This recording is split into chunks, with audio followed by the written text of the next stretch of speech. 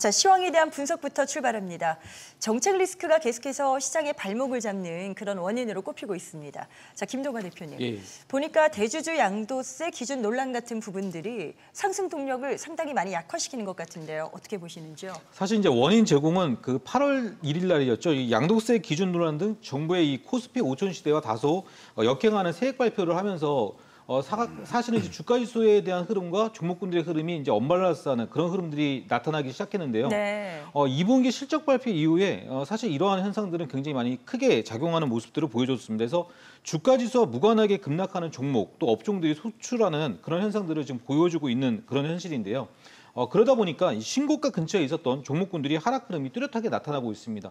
대표적으로 보면은 올해 가장 어닝이 좋았던 이 화장품 업종들이 좀 많은 하락들을 좀 보여줬고요. 네. 또 반대적으로 보면은 올해 가장 소외받았던 업종 중에 하나가 이제 2차 전지였는데 밸류 대비해서 주가가 굉장히 많이 싸다 보니까 이 외국인과 기관들에 의해서 굉장히 주식을 많이 매수를 했고 그런 상황에서 8월달 수익률이 굉장히 좀 좋지 않았나. 그렇게 보여주고 있습니다. 25일 날 한미 정상회담을 기점으로 해서 다시금 이재명 대통령의 이 리더십 기대감이 상당히 좀 높아질 것으로 좀 보여주고 있고요.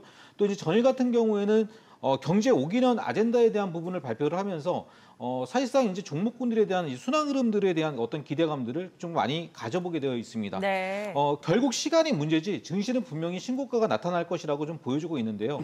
우리 시청자분들이 조금 조급한 마음들을 좀 줄여주시고 주식을 좀 꾸준하게 주도주 중심으로 좀 보유하는 그런 전략을 가지고 본다면 이러한 어려운 흐름들을 좀 이겨낼 수 있지 않을까 그렇게 보여주고 있습니다.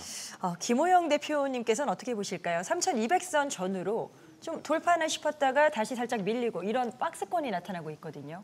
네, 횡보세가 상당히 길어지고 있죠. 거의 한 달여간 지속이 되고 있는데 정책 모멘텀으로 박스 상단을 돌파해 주길 기대했는데 오히려 리스크가 됐습니다. 앞서 김동관 대표님이 말씀해 주신 대로 세제 개편안에서 주식 시장에 가장 큰 영향을 주는 핵심은 주식 양도세인데요. 네. 대주주 기준을 50억에서 10억 원으로 강화시킨다. 이러면 당연히 세금 회피성 매도 물량이 나올 가능성이 굉장히 높지 않겠습니까? 그렇기 때문에 이제 이런 수급적인 문제에 봉착을 한 건데요. 여당에서마저 너무 과하다는 지적에 현행 유지 의견이 나오고 있고 대통령실에서도 신중한 입장을 보이고는 있지만 철회 수순을 밟고 있다는 가능성도 좀 존재를 하는 걸로 알려져 있습니다. 네네. 어쨌든 정책적으로 만들어진 문제이기 때문에 풀어줄 수 있는 것도 역시 정책적이다라고 생각이 들고요. 일단 7월 31일 박스 상단을 돌파했었던 건 관세 협상 타결 때문이었습니다. 이로써 이제 새로운 영역으로 이제 들어갈 수 있었는데 자 세제 개편안의 된서리에 급락을 맞지 않았습니까? 일단 코스피 5,000포인트를 목표로 한다면 전략적인 수정안 저는 기대를 하고 있고요. 일단 미증시 흐름을 우리가 살펴볼 필요가 있는데 8월 1일에 역시 급락을 보였었습니다. 이날은 트럼프가 악재를 정말 무수히 많이 양산을 했었던 그런 날인데 네. 이후에 상승 흐름으로 전환이 됐단 말이죠. 트럼프 특유의 악재를 생성하고 소멸시키면서 증시에 모멘텀을 계속 제공해주는 이런 흐름이 지속이 되고 있는데 지금은 또 연준의 금리 인하 기대감으로 강세를 보이고 있습니다. 그렇죠. 네. 사실 우리 시장도 눈치 장세가 지속이 되는 게 세제 개편안이 부담이 되고 있지만 연준에서 금리 인하에 나서게 된다. 이런 확신이 좀 들기 시작하면 우리 증시도 당연히 긍정적인 수급적 모멘텀을 얻을 수 있다고 저는 생각을 하기 때문에 두 가지 재료를 두고 눈치 싸움을 벌이는 중이다. 시장 수급은 이렇다고 생각되고요. 지금 시장에는 증시 대기자금, 투자자 예탁금이 68조, CMA 계좌에는 약 86조가 쌓여 있습니다. 만약에 조금이라도 수급적으로 해법이 풀리는 모습이 나오면 약 150조의 현금이 대량으로 이제 증시에 유입될 수 있기 때문에 박스 상단 돌파는 언제라도 또 가능하다고 저도 보고 있습니다. 자, 우리 증시가 주춤하는 사이에 글로벌 다른 증시들을 보면 또 분위기가 사뭇 다릅니다. 미국이나 일본 그리고 또 베트남 쪽도 분위기가 상당히 좋더라고요.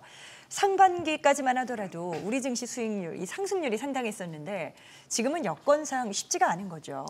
앞서 얘기를 하셨던 것처럼 대주주 양도세에 대한 이슈가 있긴 한데 변수는 8월 25일 한미 정상회담 이후에 아마 움직임이 보여질 것으로 예상을 하고 있습니다. 네네. 최근에 이슈가 나왔던 게 한국의 GDP가 1에서 0.8로 줄어들었죠. 건설업에 대한 부진으로 인해서 하향 조정이 되었다라고 보시면 될 것 같습니다. 다만 내년의 경우 1.6을 유지를 한다라는 거 볼 수가 있을 것 같고 결국은 관세에 대한 이슈가 여전히 발목을 잡고 있다라고 보고 있는데 그 이유는 반도체는 무관세에 대한 이슈가 있기는 하겠지만 PC나 스마트폰의 관세가 역시 여전히 유효하다라고 보고 있고요. 네. 가장 중요한 부분은 환율 문제라고 볼 수가 있을 것 같습니다. 지난 무역 협상에서 환율은 따로 얘기를 하겠다라고 얘기를 했거든요. 그렇다라고 한다면 미국은 약한 달러를 원하지만 더 강하게 약한 달러를 원하거든요. 네. 그러면 당연히 수출 중심인 우리나라에서는 실적이 좀 좋아질 수가 없는 거죠. 이런 실적과 더불어서 공매도가 굉장히 많이 잔고가 쌓여 있다라는 점을 확인을 해보게 되면 네. 결국은 8월 말이 지나야 9월부터 흐름이 다시 한번 달라질 가능성이 있다라는 걸 참고를 해주시면 좋을 것 같고요. 당분간은 외국인의 수급에 주목을 해보자라는 말씀을 드리고 싶습니다. 자, 지금 뭐 시장의 중심 맥을 어디서 찾아야 하는가, 이 지지부진한 박스권에서의 흐름을 좀 더 이야기를 해본다면 강동현 대표님, 이전에 랠리를 이끌었었던 업종이랑 지금 저희가 좀 주목할 수 있는 업종이 또 사뭇 다른 것 같아요. 뭐 맥을 어떻게 짚어볼 수 있을까요? 예, 말씀하신 것처럼 업종이 계속 달라지고 있습니다. 이제 7월 달에 지수를 이끌었던 거는 반도체 그리고 조선이 다시 또 상승을 했었고요. 네. 그리고 상반기에 이제 강세를 보였었던 뭐 원전 그리고 방위산업 같은 경우는 이제 중순에 한 2분기부터 해서 조금 쉬어가는 모습을 또 보이고 있습니다. 그리고 가격 조정이 일어날 때 2차 전지라든지 바닥권에 있던 디스플레이 업종군들도 반등을 주면서 지수를 또 이제 받쳐주고 삼성전자는 여전히 견고한 모습을 보이다 보니까 다른 업종군들이 조정을 보일 때 이제 지수 같은 경우는 하락폭이 굉장히 제한적이었거든요. 그렇다 보니까 지수는 상승 약 이제 강보합 정도가 나오는데 하락 종목이 굉장히 많은 그런 시장이 이어지고 있다 보니까 투자자분들께서 피로감을 좀 느낄 수 있는 그런 시장이 아닌가 이렇게 네. 생각이 됩니다. 하지만 이제 과거 2021년도에 3,316포인트가 고점이었거든요. 현재 그 부분까지 거의 다 와 있는 상태에서 기술적으로 본다라고 하면은 이제 매물 작용을 지금 받는 그런 과정이라고 볼 수가 있습니다. 그렇기 때문에 어떻게 보면 또 자연스러운 구간이기도 해요. 그러니까 8월 정도는 이제 한 달 정도는 좀 쉬어가면서 그리고 네. 이번에 물가 지표라든지 발표한 매크로 지표가 워낙 많기 때문에 보면서 천천히 접근을 해도 나쁘지 않다라고 생각합니다. 자, 미국의 금리 인하 가능성이 이슈가 또 지금 상당히 의미가 큽니다. 좀 짚어봐야 될 것 같고요. 7월 CPI가 예상을 밑돌았고 지금 뭐 9월에는 금리를 또 내리지 않겠는가 이런 기대 심리가 점차 높아지는 분위기입니다. 김호영 대표님, 금리를 내릴까요? 어떻게 예상하세요? 지금 분위기라면 안 내리면 큰일 날 것 같은데 느낌상, 네. 내려주지 않을까 싶습니다. 지금 어떻게 보면 연준 그러니까 파월과 트럼프의 자존심 싸움으로까지 번진 것 같은 그런 네. 느낌이 드는데요. 연준에서는 계속 신중한 입장을 내세울 겁니다. 굳이 여기서 금리 인하를 해줄 것처럼 보일 필요가 전혀 없기 때문이고요. 트럼프는 반대로 금리 인하에 대한 압박을 계속해서 넣고 있는데 연준 입장에서는 당연히 신중한 겁니다. 7월 CPI가 굉장히 중요했는데 이 발표 전부터의 분위기가 굉장히 중요했습니다. 7월 CPI 발표 전부터 6월 CPI보다 가파른 상승률을 보일 것이라고 이미 시장에 지배적으로 의견들이 나왔고요. 원래 우려감이 있었던 터라서 7월 CPI가 6월 CPI보다 상승하긴 했지만 시장 예상보다는 상승하지 않았거든요. 그러니까 초반부터 우려를 키웠기 때문에 막상 나왔을 때는 우려감이 덜해서 오히려 호재로 작용한 그런 모습입니다. 7월 CPI도 상승한 것은 분명합니다. 그렇기 때문에 일단은 관세 부분도 완벽하게 적용되기 전이기 때문에 잭슨홀 미팅에서는 일단은 또 한 번 저는 신중한 모습을 파월 의장이 좀 보일 것이다라고 생각을 합니다. 네. 그러나 지금 시장이 물가에서 안도를 하고 있고 또 고용 쇼크가 있었잖아요. 이 고용 쇼크가 굉장히 중요한데 9월 금리 인하는 이런 부분들을 다 종합해 보더라도 어쨌든 일어날 수밖에 없을 것이다라고 생각을 하고 있는데 중요한 것은 지금 시장에서는 이제 B컷에 대한 기대감까지 형성이 됐다는 건데 B컷이라고 이제 0.5%의 금리 인하를 가져가게 그렇죠. 네. 된다고 기대를 하게 되면은 시장이 그만큼 많이 오를 거란 말이죠. 근데 여기서 베이비 컷이 나와버리면 오히려 시장이 실망하면서 급락할 수도 있기 때문에 이 부분에서 시장이 얼마나 과열되는지를 체크해 볼 필요가 있을 것 같습니다. 다음 주에 있을 이 잭슨홀 미팅이 또 관건이 되겠죠. 유호성 대표님. 네. 지금 뭐 금리 인하 관련해서 뭐 주요 인사들의 코멘트가 많이 나오고 있더라고요. 네, 맞습니다. 어떻게 좀 저희가 예측해 볼 수 있을까요? 어제 스콧 베센트 장관이 50bp 그러니까 B컷을 해야 된다라고 얘기를 많이 하고는 있습니다만 그 내용의 연준 의원들의 발언이 굉장히 다르다라고 생각을 하시면 될 것 같습니다. 네. 일단은 FOMC 의원이 12명이잖아요. 거기에서 트럼프 대통령이 넣어준 인사가 3명 정도라고 보시면 될 것 같습니다. 아직 한 명은 들어가지는 않았지만 들어올 가능성이 높다라고 생각을 하시면 될 것 같은데 그 외에 캔자스시티 연은 총재라든가 혹은 시카고 연은 총재, 애틀란트 연흥청제는 지금 이걸 논하기에는 조금 이르다. 왜냐하면 이전에 CPI가 잘 나왔던 건 통화 요인으로 인한 변수였던 거지 물가 인상률에 대한 부분은 관세 아직 영향을 받지는 않았다라고 얘기를 하고 있습니다. 그 외에도 이슈가 좀 많이 되고 있는 이슈가 캔자스시티 연흥총재도 역시 반반이다라는 얘기를 좀 많이 하고 있었고요. 반반이요? 네. 네. 그러니까 뭐 금리 인하를 할 수도 있고 동결을 할 수도 있다라고 얘기를 했고 어제 얘기가 대표적으로 나왔던 게 시카고 연흥총재랑 애틀란타 연흥총재였거든요. 그러니까 뭐 비컷 혹은 금리 인하를 지금 한다라고 생각을 하지 말아라. 확실한 매파적인 의견을 제시를 하고 있는데 네. 그렇다라고 한다면 12명에서 파월 의장을 제외하고는 3대 3이거든요. 그러면 파월 의장이 잭슨홀에서 어떤 발언을 하느냐가 변수긴 한데 오늘이랑 다음 주에 하나가 더 있어요. 고용지표가. 네네. 고용지표라고 얘기를 하는 건 주간 실업 청구 건수가 있는데 여기에서 어떻게 나오냐에 따라서 잭슨홀 미팅에서 정확한 금리 인하 혹은 동결에 대한 얘기가 나올 가능성이 있으니 너무 급하게 달려가는 건 조금 부담스럽다라고 생각을 하시면 될 것 같습니다. 자, 미국의 금리 인하, 저희가 금리랑 묶어서 또 많이 이야기했었던 업종이 바로 제약바이오입니다. 이 부분은 짧게 저희가 짚어보고 넘어갈게요. 자, 김동관 대표님, 예. 어떨까요? 제약바이오가 만약에 금리 인하 그 기조가 계속해서 좀 더 나와준다면 주목할 만한 가치가 충분할 타이밍이라고 보십니까? 타이밍이 굉장히 좋은데요. 이제 시청자분들께 제가 이 말씀을 시점 매매 포인트로만 좀 말씀을 좀 드려보도록 네네. 하겠습니다.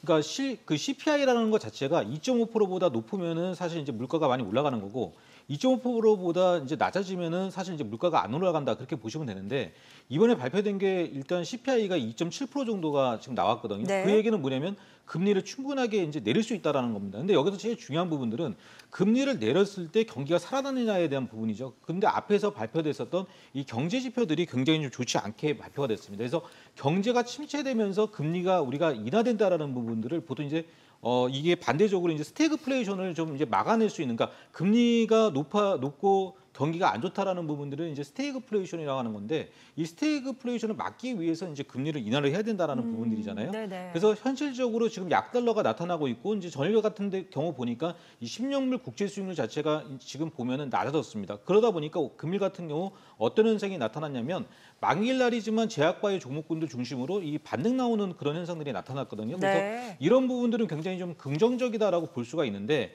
이제 중대형 제약사 같은 경우 가장 중요한 부분들이 이제 달러 베이스로 자금을 받다 보니까 이 연구개발비 사용 대비 이익 대비가 굉장히 축소될 수 있다라는 부분들, 그러다 보니까 약간은 그 사이즈가 대형주보다는 이제 중소형 스몰캡이 조금 더 효과적으로 주가가 좀 올라갈 수 있다라고 볼 수 있으니까요. 그렇게 보시면 좋겠고, 그리고 증시격언에 우리가 제약바이오는 8월 달에 사서 12월 달에 팔라라는 증시격언이 있습니다. 네. 그래서 10년 동안의 9년은 8월 달에 제약바이오를 사서 12월 달에 매도를 했을 때 최소한 30%에서 50% 이상의 이익이 났으니까 그 점에 착안해 본다면 제약바이오 지금이 좋은 매수 타이밍이다 이렇게 보여주고 있습니다. 알겠습니다. 자, 다음 이슈로는 주말에 있을 그 미국과 러시아의 정상회담 이슈로 또 이야기를 나눠보도록 하겠습니다. 자, 우크라 종전 기대감이 좀 높아지고 있고요. 때문에 재건주가 또 관심을 받고 있는 부각되는 상황인데 강동현 대표님, 이쪽 관련해서는 어떤 식으로 전략을 좀 짜볼 수 있을까요? 이제 우리가 휴일에 들어갈 때 이제 정상회담이 있는데요. 그 결과 부분에 따라 가지고 아무래도 좀 변동성이 커지지 않을까라고 생각됩니다. 지난주부터 우크라 재건주 관련주들이 이제 좀 강세를 보였지만 이 회담을 앞두고는 좀 차익 매물이 나오면서 조정 흐름을 보였거든요.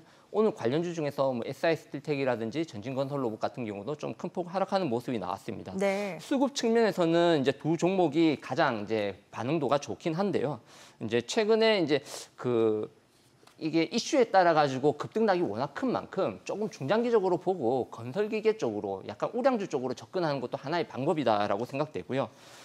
관련주 종목으로 보게 되면은 뭐 HD 현대건설기계라든지 아니면 HD 현대인프라코어, 뭐 현대에버다임 이런 종목들이 또 있습니다. 네. 다만 현재 시장 수급은 우크라 재건보다 남북 경협 쪽으로 또 쏠리는 모습이 좀 나오기도 해요.